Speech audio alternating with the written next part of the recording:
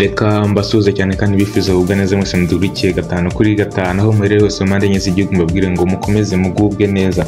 Uri mu majyaruguru, amajyepfo, uburengerazuba, uburasirazuba ndetse nawe uri mu mujyi wa Kigali, mubwire ngo gubwa neza cyane. Iyi ni Mura TV rero bateretseho gatanu kuri gatanu ngo wumve amakuru n'ibiganiro bitandukanye babikugeraho gatanu kuri gatanu. Tugiye makuru imyidagaduro rero aho tuza kuba twibanda ku gitaramo gikomeye cyane. Ni igitaramo gifite insanganyamatsiko ivuga ngo Ebeneza, kizaba kibera i Kigali kuri Bilingual Church.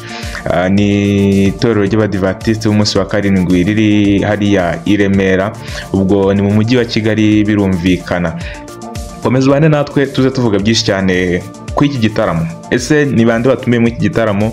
Ni igitaramo cya bande? Ese kizaba kigamije iki nyirizina? Wowe gumana natwe kandi subscribe tuze tubana mu biganiro byacu by'ubutaha, ariko mubwira ngo guma ku murongo kugeza ikiganiro cyose kirangiye, uraza gusobanukirwa byinshi cyane.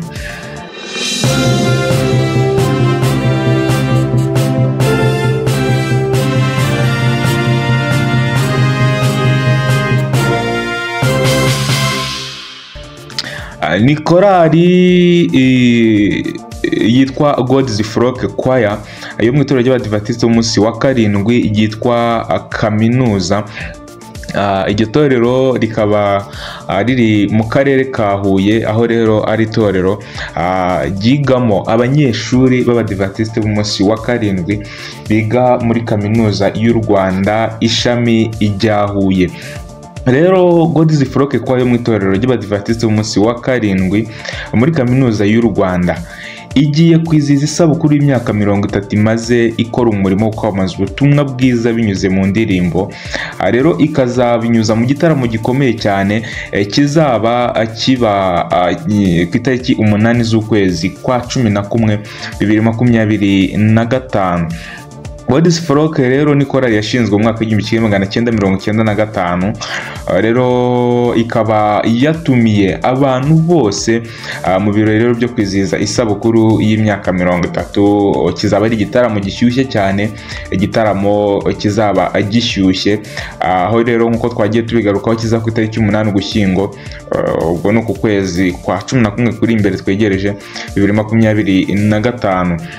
Ni igitaramo kizagaragaramo amakorali azwi cyane mu Rwanda nk'inyenyeri z'ijoro. Ni korali yamenyekanye cyane mu gihe cya COVID-19, ubwo rero bakoraga indirimbo yabo yitwaga Coronavirus. Ni indirimbo yarebwe cyane n'abantu batari bake, ikundwa n'abantu benshi cyane, Abanyarwanda, Abarundi, Abagande n'abandi batandukanye barayikunda. Ibyo rero nibyo byaje gutuma iyi korali ikundwa cyane. Ubwo n'izindi ndirimbo zose yagiye ikora hanyuma yaho zagiye zigira aba viewers bari hejuru cyane kuri YouTube ndetse n'izindi platforms zabo, bituma korali ikomeza kugenda izamuka. Ni korali izwi cyane rero yamenyekanye cyane kandi ikundwa n'abantu batari bake.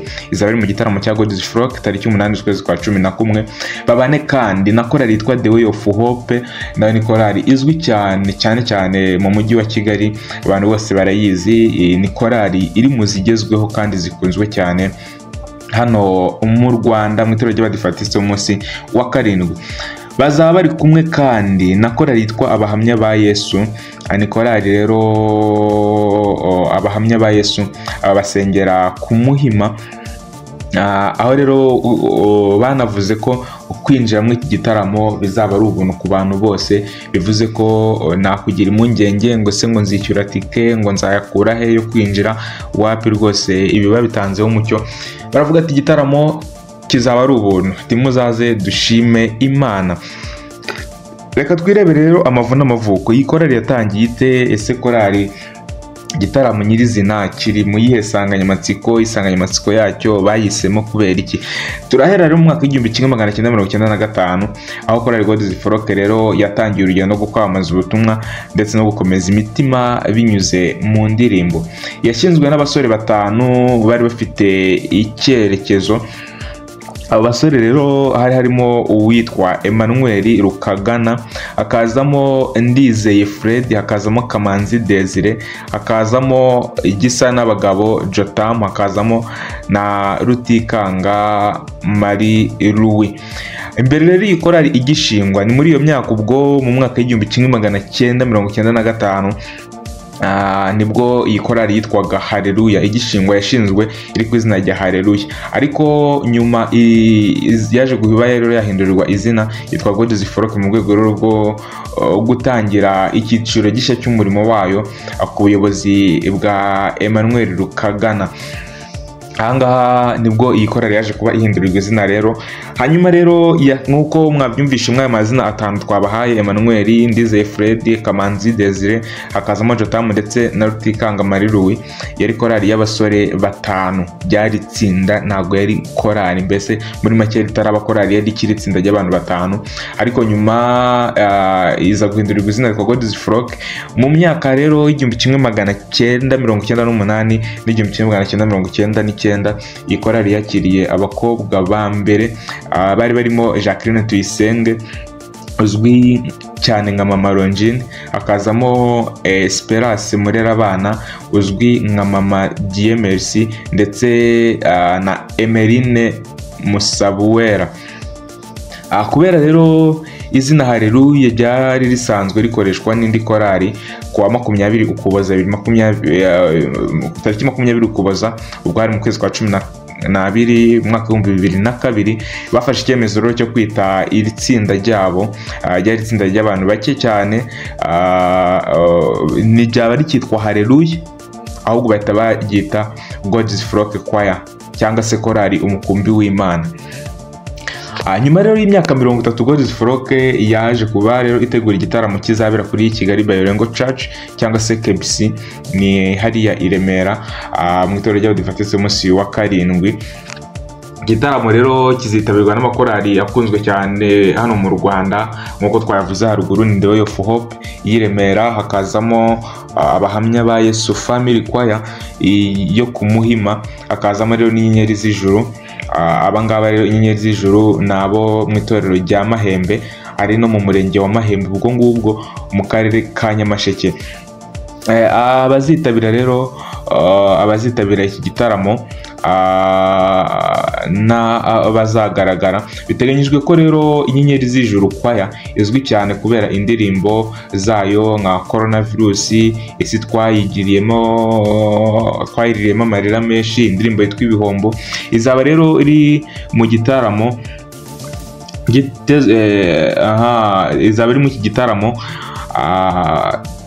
basabarira abantu kuba bazaza kwitabira iki gitaramo.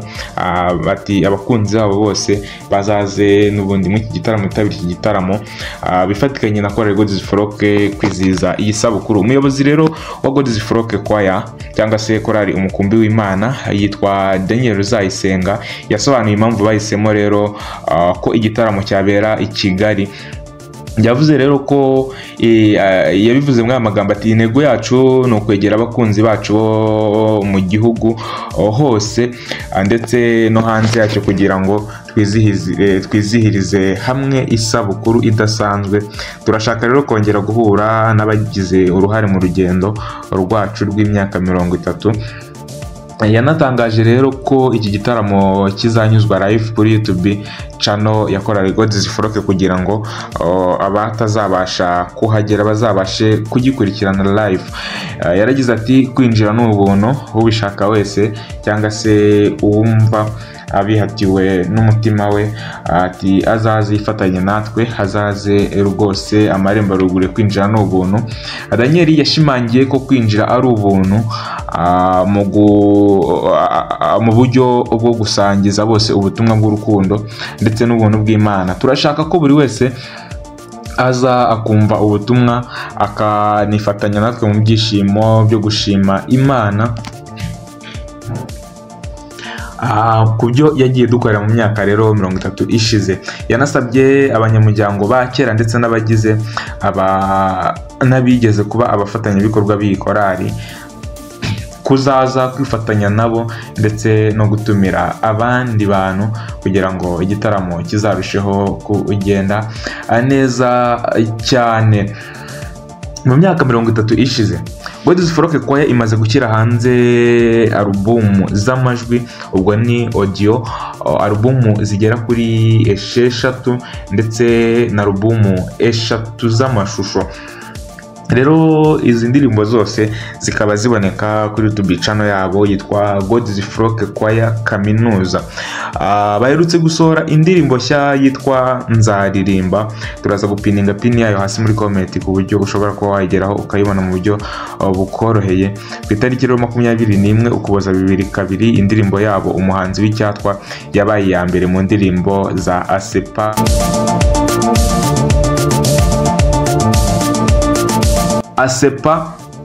National University of Rwanda. Muri iri tsinda rero irya tsinda ry'abadive basengeraga muri kaminuza y'u Rwanda mwaka 2002 ku itariki 21 Ukuboza muri mwaka 2022 indirimbo yabo niyo ya mbere yo muri ASEPA yaje kuba icurangwa kuri radio Rwanda mu kiganiro cyitwaga Ijwi ry'Ubuhanuzi. Ibi intambwe ikomeye rero mu rugendo rwabo rwa muzika. Iyi ndirimbo yitwa Umuhanzi w'icyatwa, nayo waza kwireba kuri YouTube channel yabo iriho.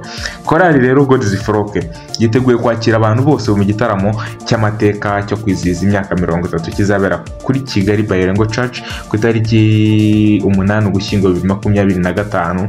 Abahamya ba Yesu Family Choir, The Way of Hope n'Inyenyeri z'Ijuru bazabitabiriye abari mu mujyi bahuye bakazaza kwifatanya n'abandi i Kigali. Kwinjira n'ubuntu, azabaho ibiganiro n'indirimbo zo gushima Imana mu buryo bwihariye. Mureke rero twese intero ibe intego, maze twese tujye dutera twikiriza ati tariki 8 z'ukwezi kwa 11 no kujya kwitabira igitaramo tugashyigikira God's Flock. Noneho akarusho kandi tuniziza isabukuru y'imyaka 30 bamaze bari mu murimo. Reka rero twifurize God's Flock Choir imyiteguro myiza, tubabwire ngo Imana ikomeze ibane namwe muri imyiteguro y'igitaramo kandi izabane namwe muri byose n'urugendo musigaje muri umuziki, muri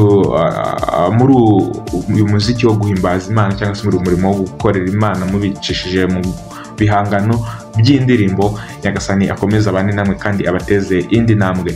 Reka rero mwese mudukurikira 5 kuri 5 mbifuriza kugubwa neza, mbifuriza amahoro ya Nyagasani. Nk'uko ibiganiro byacu ushobora kujya bikurikira kuri Mura TV uciye kuri YouTube channel kandi subscribe kugira ngo amakuru yose tugenda tuguha ajya kugeraho 5 kuri 5. Ndabakunda cyane rero, cyangwa ibisanzwe ni gift Mura, mukomeze kugira amahoro y'Imana. Ciao ciao.